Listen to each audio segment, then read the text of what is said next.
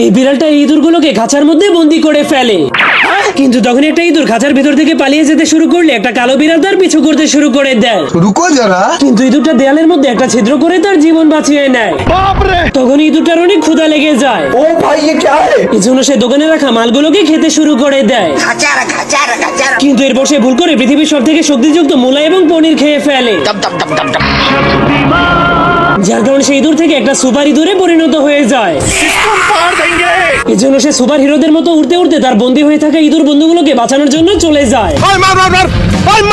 যার কারণে শালা বিড়ালগুলো সুপার ইঁদুরটাকে গুলি করতে শুরু করে দেয়। কিন্তু তবুও ইঁদুরটার কিছুই হচ্ছিল না। উল্টা সে বিড়ালগুলোকেই মারতে মারতে তাদের অবস্থা অনেক খারাপ করে দেয়। এরপর এই বিড়ালটা যখনই সুপার ইঁদুরটাকে ধরার জন্য লাফ মারে, তখনই সুপার ইঁদুরটা তাকে তার সুপার শক্তির মাধ্যমে